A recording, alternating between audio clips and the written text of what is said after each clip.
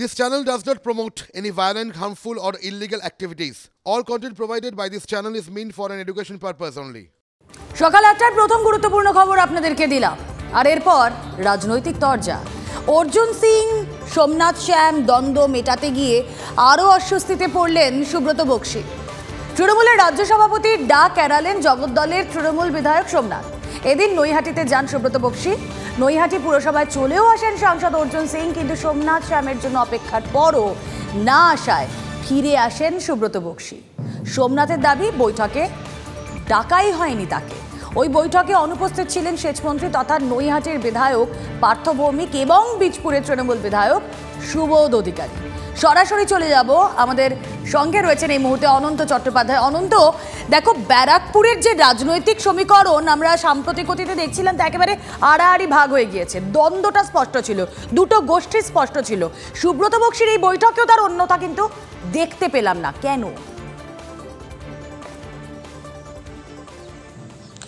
একদমই তাই, তুমি যেটা বললে একদমই তাই। আমরা কালকে যে চিত্র দেখতে পারলাম যে সুব্রত বক্সী কিন্তু যে এখানে আসবেন, রাজ্য সভাপতি তৃণমূলের নৈহাটিতে তিনি আলোচনা করবেন এবং দলের সংগঠকদের একটা কড়া বার্তা দেবেন যে শৃঙ্খলাভাবে চলতে, শৃঙ্খলাবদ্ধ হয়ে চলতে। কিন্তু সেটা দেখা গেল যাদের নিয়ে মিটিং তাদের মধ্যে যে সোমনাথ শ্যাম জগদ্দলের বিধায়ক তিনি উপস্থিত নেই বীজপুরের বিধায়ক সুবোধ অধিকারী, এমনকি সেচমন্ত্রী নৈহাটির বিধায়ক পার্থ ভৌমিকও সেই মিটিংয়ে উপস্থিত ছিলেন না। তাহলে কি অন্য কোনো একটা চিহ্ন আসছে যে এর পিছনে কি কোনো বড় মাথা কাজ করছে? যে সুব্রত বক্সী আসবেন, মিটিং করবেন, সেই মিটিং নৈহাটি পৌরসভায় হলো, সেই নৈহাটি পৌরসভায় আয়োজন করা হলো।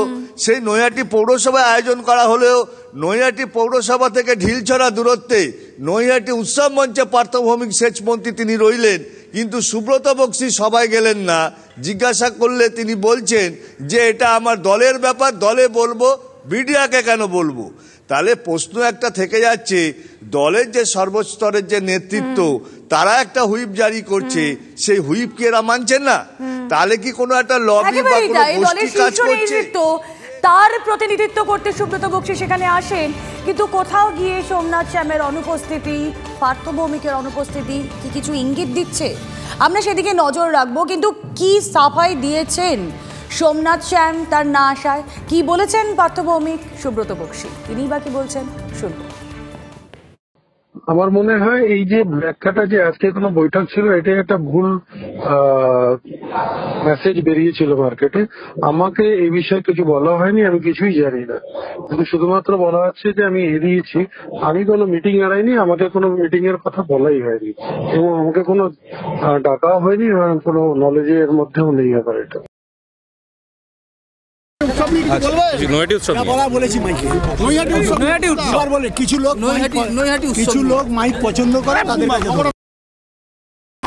আমি প্রথম দিন থেকে বলেছি, আজকেও তাই বলছি, বক্সীদা নৈহাটি উৎসবে আসার কথা ছিল, বক্সীদা এসছেন।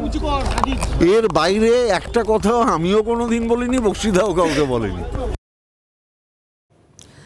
আর এদিকে দেখুন, মুখ্যমন্ত্রীর স্বপ্নের প্রকল্প বর্ধমানের মিষ্টি হাব ঘটাকুড়িতে চালু হয়েছিল, মনে আছে নিশ্চয়ই, কিন্তু তিমিরে এই মুহূর্তে মিষ্টি হাব।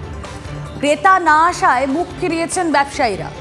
ভুল জায়গায় হাব তৈরি হওয়ায় ক্রেতা আসে না অভিযোগ ব্যবসায়ীদের।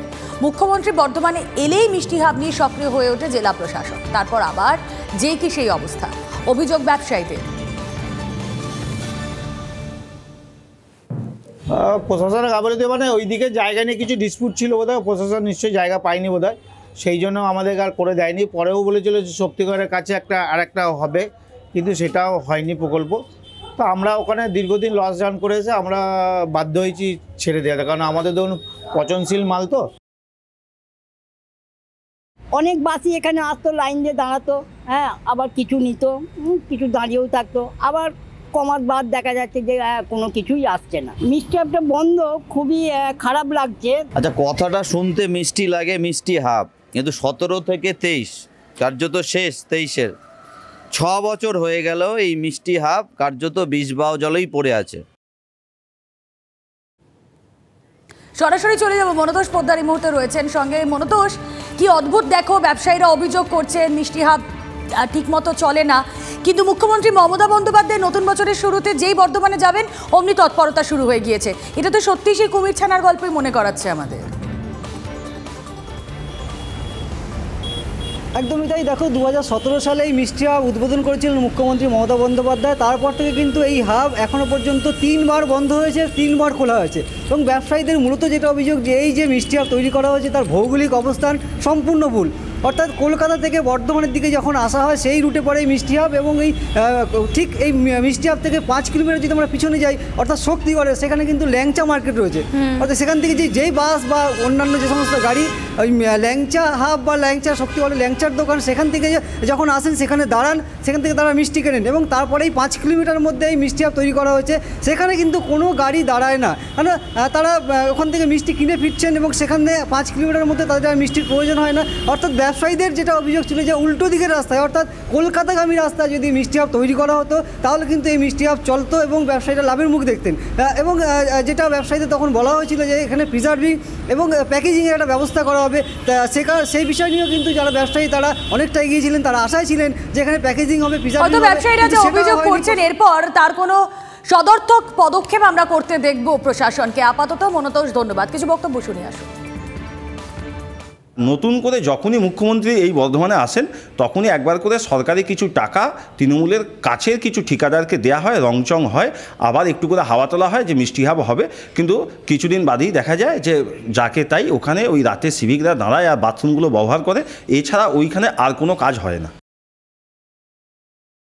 আশা রাখছি আমাদের সিএম ম্যাডামের ওটার মিষ্টি হাবের প্রতি লক্ষ্য আছে, নির্দেশ এলেই আমরা সেই মতো হ্যাঁ একটা জিওগ্রাফিক্যাল একটু সমস্যা ওখানে দেখা দিয়েছিল, তো সেটা ওভারকাম করা এবং পরবর্তী যাতে সেই সমস্যাগুলো না হয় সেই ভেবেচিন্তে ডিসিশনগুলো নেওয়ার জন্যই একটু দেরি হচ্ছে।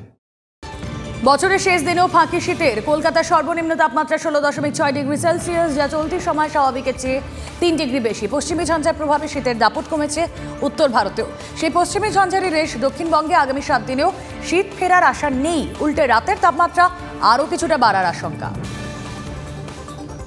কথা বলবো, আমাদের প্রতিনিধি কমলেশ চৌধুরী রয়েছেন সঙ্গে। কমলেশ, জেনারেলি 31st আমরা দেখি বেশ ঠান্ডা থাকে, কনকনে ঠান্ডাই থাকে, শীতের যেরকম উপভোগ আমরা কলকাতাবাসী হিসেবে পাই, কিন্তু না, আজ সকালে অফিস আসতে গিয়ে দেখলাম তা নেই।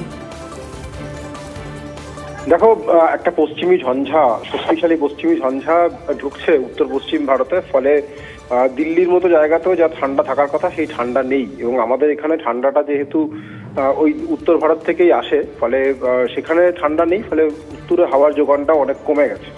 সেই কারণেই গত কদিন ধরে এখানে ঠান্ডার রেশ কম। বড়দিনে আমরা দেখেছি উষ্ণ বড়দিন, এবার বর্ষ শেষেও বলা যায় তাপমাত্রা অনেকটাই বেশি, 16.6 ডিগ্রি সেলসিয়াস, থাকার কথা 13-14 ডিগ্রির আশপাশে। এবং সকাল থেকে যেহেতু একটু কুয়াশা রয়েছে, রোদ ওঠেনি, সেজন্য একটু ঠান্ডা ঠান্ডা ভাব লাগছে। এটা বেলা বাড়লেই কিন্তু বোঝা যাবে যে ঠান্ডাটা যে একেবারেই নেই, সেটা একদম পরিষ্কার হয়ে যাবে। এবং আবহাওয়াবিদ যেটা বলছেন যে আগামী 7 দিনেও। নতুন বছরের শুরুতে সুপ্রিম কোর্টে কামদুনি মামলা শুনানি। 2রা জানুয়ারি শীর্ষ আদালতে কামদুনি মামলা শুনানি।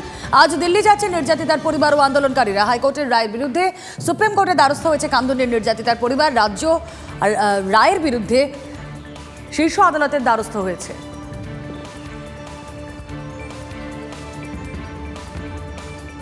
এবার কালীঘাট মন্দিরের চূড়া মুড়বে সোনায়। চূড়ার ভোল বদলে 50 কেজি সোনা।